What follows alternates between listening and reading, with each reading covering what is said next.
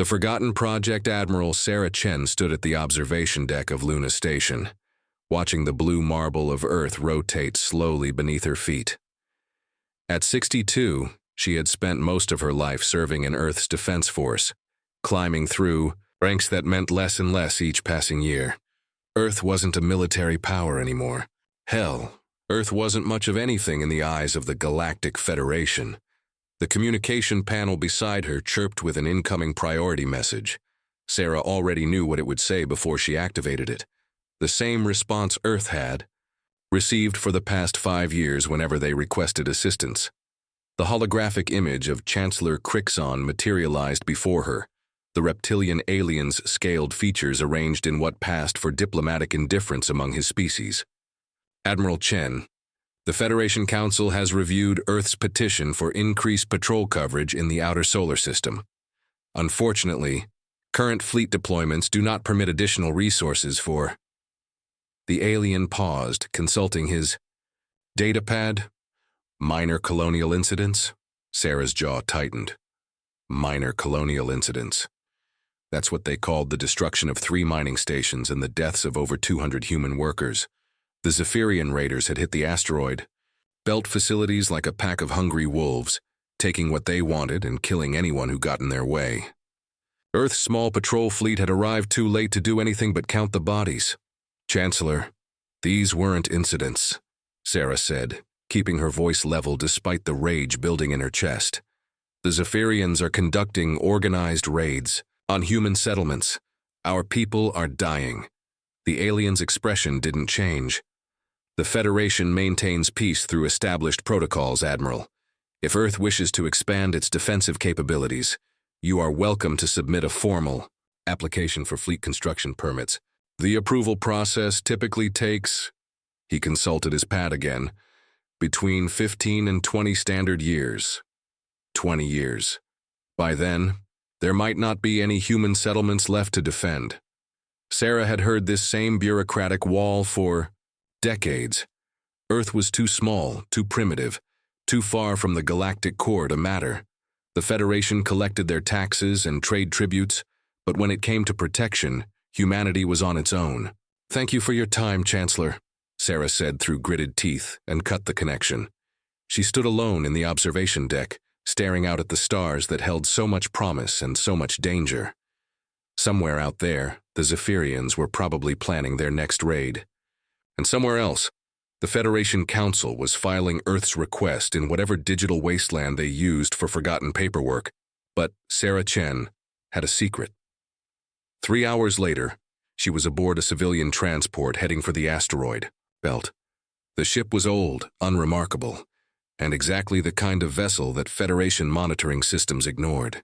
It docked at what appeared to be an abandoned mining facility on asteroid designation TK-421, a chunk of rock so worthless that it hadn't appeared on any official survey in 30 years.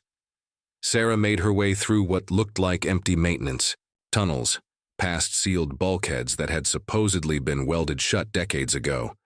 But these seals were fake, hidden doors that only opened to specific biometric signatures. Sarah pressed her palm against a scanner hidden behind a loose panel, and the heavy door slid open with a soft hiss. The corridor beyond was clean, well lit, and humming with activity. Men and women in Earth Defense Force uniforms moved with purpose, their footsteps echoing off polished metal walls. Sarah walked past laboratories where scientists bent over advanced displays, past armories where weapons waited in perfect formation, past control rooms where engineers monitored systems that officially didn't exist. At the end of the corridor, Sarah stepped onto an observation platform that looked out into the largest artificial cavern humanity had ever carved from solid rock. And there it was, the EDS Prometheus. The Supercarrier stretched nearly 2 kilometers from bow to stern, a massive wedge of gunmetal gray that seemed to absorb the light around it. Her hull was covered in armor plating that had been forged in secret foundries, reinforced with materials that Earth's best scientists had spent decades perfecting. Launch bays gaped like hungry mouths along her sides, ready to unleash fighter squadrons that could outmaneuver anything in the known galaxy. She's beautiful, isn't she? Sarah turned to see Captain Marcus Webb approaching. his weathered face split by a proud grin. Webb had been with Project Titan since the beginning, back when they were just a handful of military officers and civilian engineers who refused to accept Earth's place as a second-class world. 30 years, Sarah said softly. 30 years. Secret construction, hidden funding, and black market deals. 30 years of preparation, Webb corrected, because we knew this day would come. The project had started small, a few concerned officers who noticed that Earth's requests for protection were being ignored.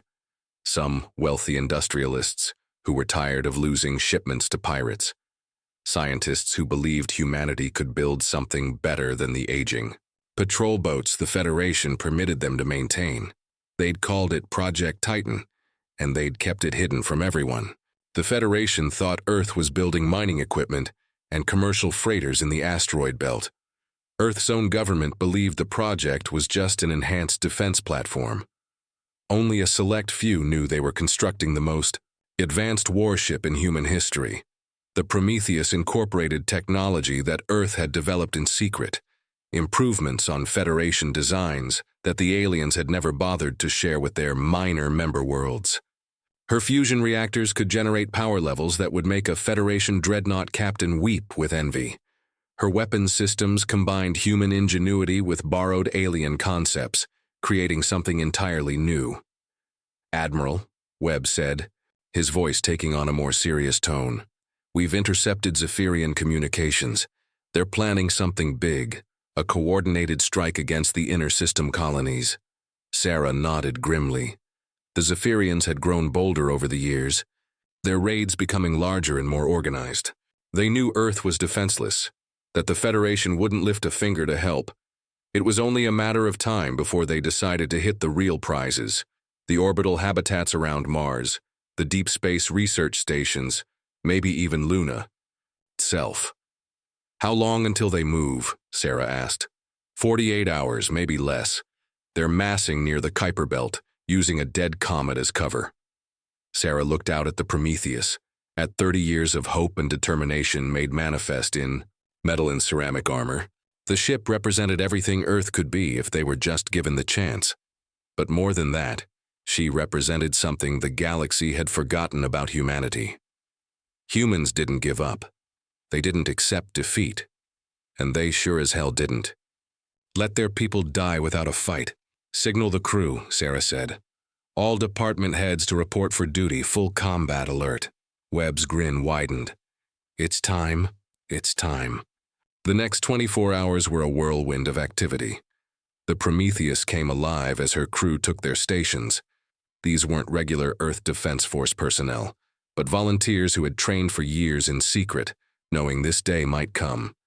Engineers who had helped build the ship.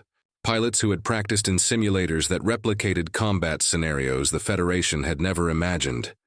Admiral Chen stood on the bridge as the massive hangar doors opened above them, revealing the star-filled void of space. The Prometheus rose from her hidden berth like a sleeping giant awakening, her engines casting brilliant blue light across the asteroid's surface. "All stations report ready, Admiral," Commander Lisa Park announced from her position at the tactical station. Park had given up a promising career in the Federation Navy to join Project Titan, believing that humanity deserved better than scraps from the Galactic table. "Take us to intercept coordinates," Sarah ordered. "Time to introduce ourselves to our Zephyrian friends." The Prometheus slipped through space like a predator, her stealth systems masking her approach. The Zephyrian fleet was exactly where intelligence had predicted. 12 heavy raiders, and twice as many escort vessels, more than enough firepower to devastate Earth's outer colonies. The alien commander, Admiral Zektar, stood on the bridge of his flagship, with the confidence of a predator who had never encountered real resistance. Humans were weak, their ships pathetic, their response times laughably slow. This raid would be like all the others, quick, brutal, and profitable. "Begin the attack," he ordered. "Target the largest installations first, leave nothing valuable intact." His fleet moved forward, weapons charging, when something impossible appeared on their sensors. The Prometheus decloaked, 2 kilometers of unknown warship materialized out of empty space, her weapon ports already glowing with contained energy. She was larger than anything in the Zephyrian fleet, larger than most Federation ships, and she carried herself with the predatory grace of a born killer. "Unknown vessel," Admiral Zektar broadcast, his voice betraying the first hints of uncertainty. "You are interfering with a legitimate salvage operation. Withdraw immediately or face destruction." The response came in crisp, unaccented English. "Run!" But Prometheus's targeting systems tracked it with inhuman precision. Another beam, another ship reduced to glowing vapor. The remaining Zephyrians opened fire desperately, their weapons sparking against the Prometheus's shields like raindrops on armor plate. The human ship didn't even slow down. Admiral Chen watched the battle with professional detachment. This wasn't a fight, it was an execution. The Prometheus tore through the alien fleet like a scythe through wheat, her weapon systems operating, with an efficiency that would have impressed Federation military analysts. In less than 10 minutes, it was over. 12 Zephyrian raiders and their escorts reduced to drifting debris and expanding clouds of superheated gas. Not a single shot had penetrated the Prometheus's shields. Admiral Zektar's ship was the last to die, crippled but not destroyed. Sarah had wanted him alive for this moment. "Human," the alien's voice crackled over the communication system, filled with pain and disbelief. What are you?" Sarah leaned forward in her command chair, her voice carrying across the void to every listening post, every monitoring station, every intelligence network in the galaxy. "We are Earth," she said. "We are humanity, and we are no longer your victims." The final beam reduced Zektar's ship to atoms. Across the galaxy, the message was received. On Federation monitoring stations, on alien homeworlds, in the halls of power where Earth had been dismissed as irrelevant for so long. Beings stared at their sensors in shock. Earth had a supercarrier. Not just any warship, but something that had just obliterated an entire raider fleet without taking damage. Something that had appeared from nowhere and struck with precision that bordered on the supernatural. The galaxy's understanding of humanity had just changed forever. Admiral Sarah Chen stood on the bridge of the Prometheus, looking out at the debris field that had once been humanity's tormentors. 30 years of secret construction, 30 years of preparation, 30 years of being told they weren't important enough to protect. All of it had led to this moment. "Communications," she said. "Open a channel to Federation headquarters, all frequencies." "Channel open, Admiral." Sarah's voice carried across space, reaching every world in the Federation, every species that had dismissed Earth as primitive and irrelevant. "This is Admiral Sarah Chen of the Earth defense ship Prometheus. For too long, Earth has been ignored, dismissed, and left to face threats alone. Today, that ends. Humanity will no longer accept second-class status in this galaxy. We will defend ourselves, we will protect our people, and we will take our rightful place among the stars." She paused, letting the weight of her words sink in. "Across 1,000 worlds, the age of human silence is over. The galaxy takes notice." 3 weeks after the Prometheus revealed herself to the galaxy, Admiral Sarah Chen found herself in the most unlikely position of her career. Humanity's first official diplomatic representative to the Galactic Federation Council. The Federation headquarters orbited the star Kepler 442, a massive space station that housed the governments of over 300 species. It was here that decisions affecting trillions of lives were made, where trade routes were established, where wars were prevented or started with the stroke of a stylus on an electronic document. Earth had never been invited to the inner chambers before. For 50 years, humanity had been represented by a minor attaché who was permitted to observe from the gallery, to file requests that were inevitably denied, and to pay taxes without receiving any meaningful voice in return. But the Prometheus had changed everything. Sarah walked through corridors that had been walked by the greatest minds in galactic history, past murals depicting the Federation's founding, past statues of legendary leaders from worlds whose names were spoken with reverence across the galaxy. The other beings she passed, tall, elegant Altarians with their flowing robes, powerful Krogan traders with their chitinous shells, graceful ethereals whose thoughts moved faster than most species could speak, all watched her with expressions ranging from curiosity to outright hostility. Humanity was no longer invisible.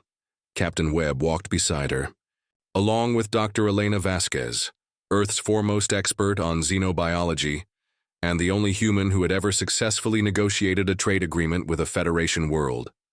Their small delegation was dwarfed by the entourages that accompanied other species representatives, but Sarah preferred it that way. Humans had always done more with less. "Admiral," Webb said quietly, "we're getting some pretty intense stares."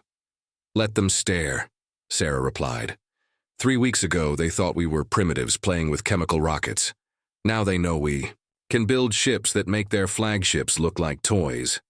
The past 3 weeks had been chaotic throughout the galaxy. The destruction of Admiral Zektar's fleet had sent shockwaves through both criminal organizations and legitimate governments. The Zephyrian Syndicate, which had terrorized dozens of worlds for decades, had gone quiet virtually overnight. Other pirate groups were suddenly finding excuses to avoid systems with human populations. But the real impact was political. Minor worlds that had been ignored by the Federation for generations were suddenly asking uncomfortable questions. If Earth could build supercarriers in secret, what else were the galaxy's overlooked species capable of? How many other primitive worlds were tired of being treated as sources of raw materials and tax revenue? The questions had reached the highest levels of Federation government, which was why Admiral Chen now found herself walking toward the council chamber, where she would address the most powerful beings in known space. High Chancellor Vextar was waiting for her in the antechamber. The hegemony leader was over 3 meters tall, his crystalline exoskeleton gleaming under the chamber's lighting. His species had ruled the Federation for over 2 centuries, their superior intellect and natural diplomatic abilities making them natural mediators between the galaxy's more aggressive races. "Admiral Chen," Vextar said, his voice carrying the harmonic overtones that made his species' speech so distinctive. "You have caused quite a stir." "That wasn't our intention, Chancellor," Sarah replied diplomatically. "We simply defended ourselves against an unprovoked attack." Vextar's multifaceted eyes fixed on her with unsettling intensity. With a warship that surpasses the technical capabilities of most Federation Navy vessels, a warship that was constructed without permits, without oversight, without any of the safeguards that prevent minor worlds from destabilizing galactic peace. Sarah met his gaze steadily.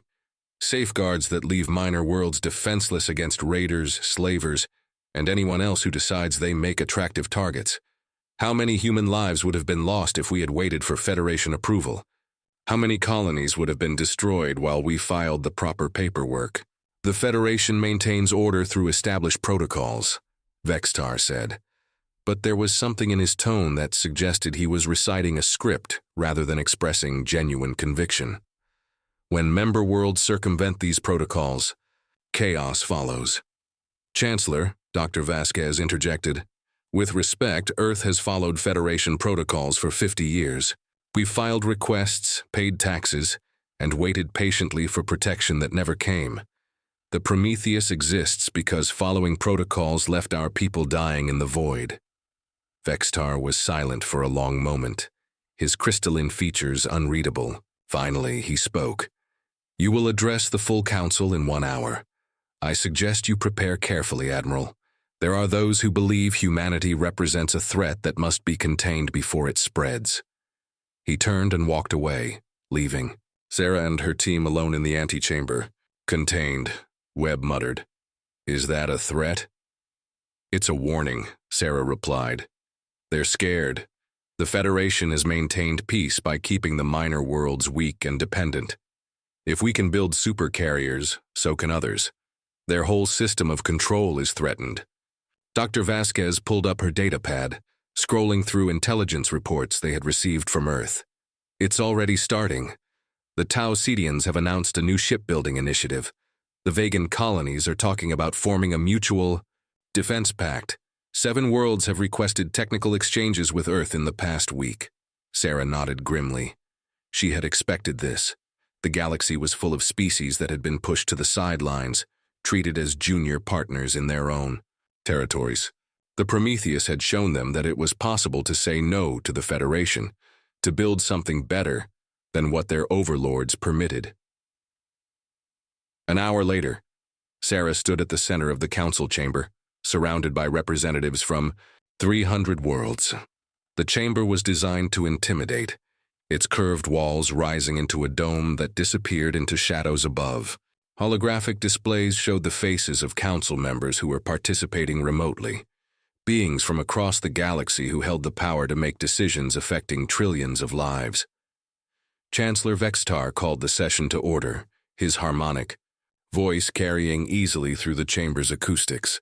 The council recognizes Admiral Sarah Chen of Earth, representing humanity in this matter of unauthorized military construction and its implications for galactic stability. Sarah stepped forward, her voice carrying clearly through the chamber's silence. Honored council members, I stand before you not as a representative of rebellion or chaos, but as the voice of a species that has learned the hard truth about galactic politics. For 50 years, Earth has been a loyal member of this federation. We have paid our taxes, followed your regulations, and accepted our place as what you call a minor world. Murmurs rippled through the chamber. This was not how minor world representatives typically addressed the council. In return, we have watched our people die, while requests for protection gathered dust in Federation bureaucracy. We have seen our colonies destroyed while patrol schedules were debated in committee. We have been told that our concerns are minor, our losses acceptable, our voices irrelevant. Sarah's voice hardened, carrying the weight of 30 years of frustration and determination. The Prometheus was not built to threaten galactic peace. She was built because the Federation's peace did not include Earth.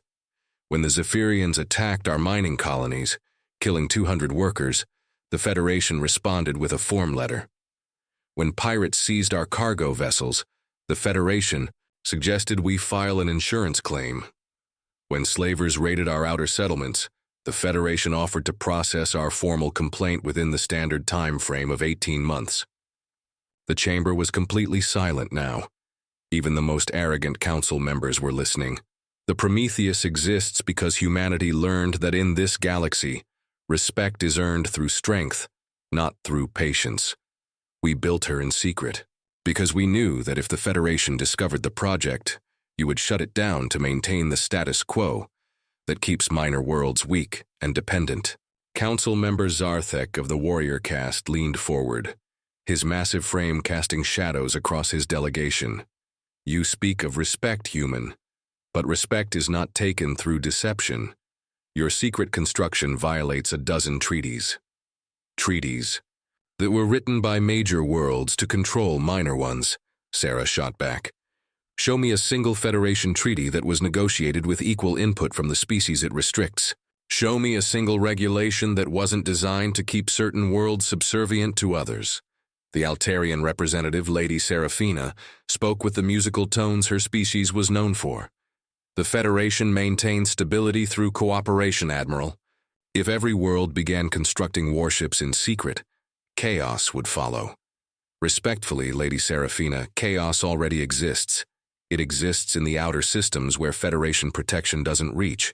It exists in the hearts of beings who have been told their lives matter less than bureaucratic procedure.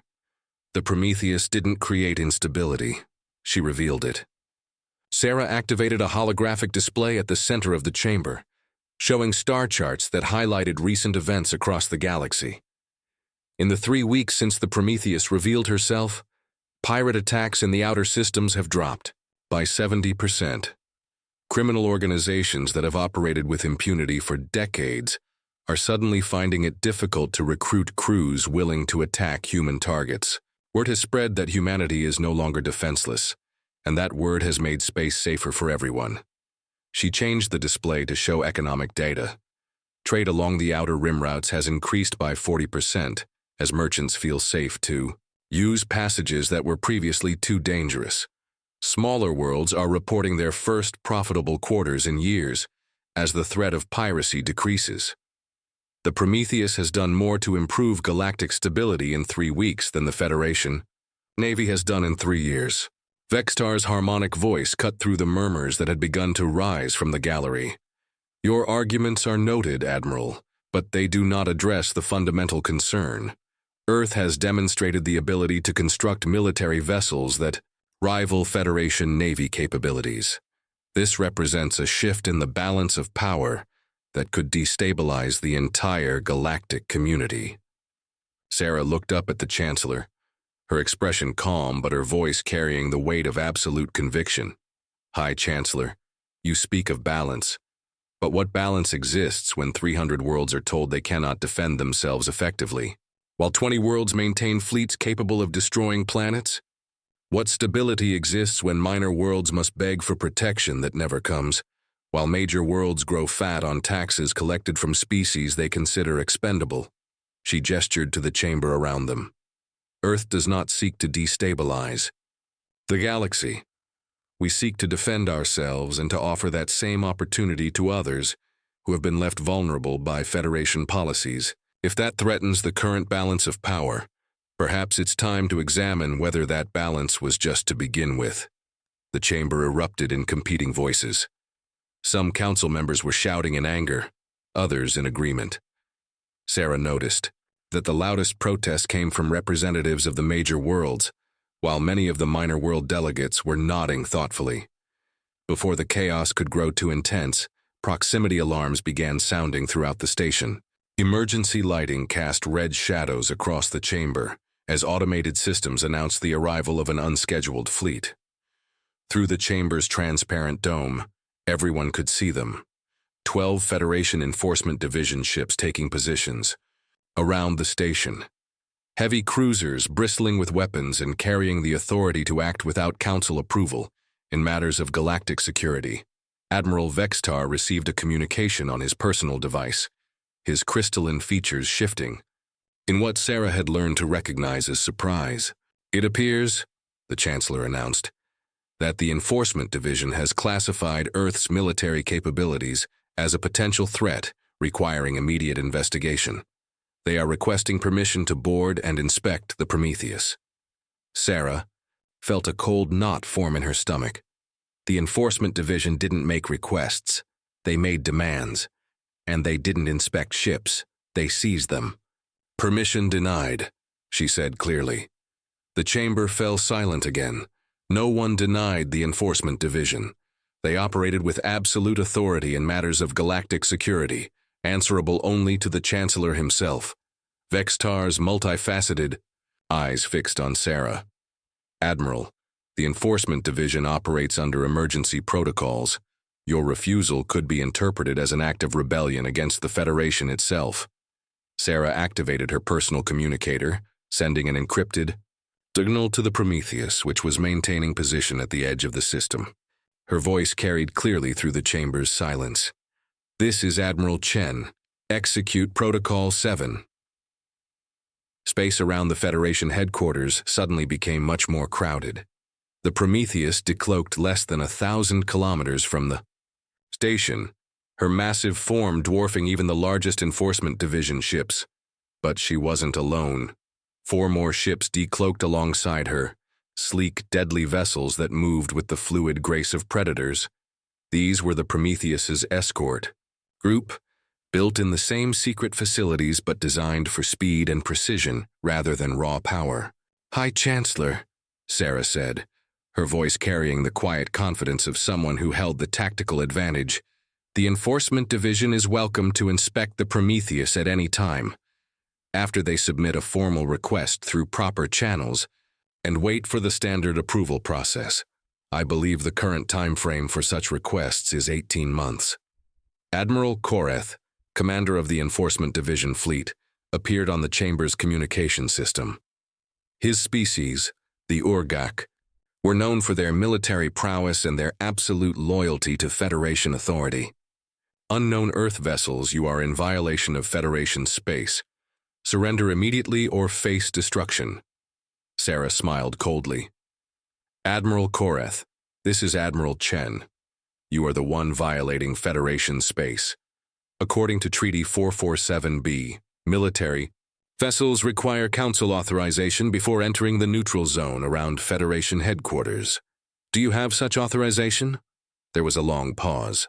Treaty 447B was one of the founding documents of the Federation, designed to prevent any single military force from threatening the government. It was rarely invoked because no one had ever been powerful enough to challenge enforcement ships near the capital. I am operating under emergency protocols, Koreth finally replied. Emergency protocols require Council approval by majority vote, Sarah said. Has such a vote been taken? Chancellor Vexitar looked down at his datapad, then up at Sarah with something that might have been respect. No such vote has been taken, he announced. Then Admiral Koreth's fleet is in violation of Federation law, Sarah continued. I'm prepared to overlook this violation if the Admiral withdraws his ships to a legal distance and submits proper paperwork for inspection requests. The standoff lasted for several tense minutes. 12 Enforcement Division ships faced 5 Earth vessels, while the most powerful beings in the galaxy watched from the safety of their chamber. Everyone in the system understood that the next few moments would determine whether humanity would be accepted as an equal partner in galactic affairs or crushed as a threat to the established order. Finally, Admiral Koreth's voice crackled over. The communication system. Earth vessels, you have 1 hour to depart Federation space. This matter will be reviewed by proper authorities. The Enforcement Division fleet withdrew to a legal distance, their weapons powered down but their intentions clear. Earth had won this battle, but the war was far from over. Sarah turned back to face the Council, her expression calm despite the magnitude of what had just occurred. Honored Council members, Earth seeks partnership, not domination. We offer our technology, our expertise, and our commitment to true galactic peace. Not the peace of the strong ruling the weak, but the peace that comes when all beings are free to defend themselves and pursue their own destinies. She paused, looking around the chamber at faces that ranged from hostile to thoughtful, to openly supportive. The galaxy is changing. Minor worlds are no longer content to be minor. The Prometheus is not a threat to galactic stability. She is the first sign of a new kind of stability, one based on mutual respect rather than enforced weakness. Sarah's final words carried across the chamber and out to the galaxy beyond, where millions of beings on hundreds of worlds were watching the proceedings with growing hope. Earth stands ready to help build this new galaxy, together with all those who believe that every species, no matter how small or remote, deserves the right to determine its own fate. The age of human silence is over, but the age of galactic partnership has just begun. As the Prometheus and her escorts began their journey back to Earth, leaving the Federation headquarters to debate the implications of humanity's emergence, Sarah knew that the galaxy would never be the same. The minor worlds had seen that resistance was possible, that strength could be built in secret, that the established order was not as unshakable as it appeared. Humanity had taken their place among the stars not as subjects, but as equals, and across the galaxy, other species were beginning to believe that they could do the same.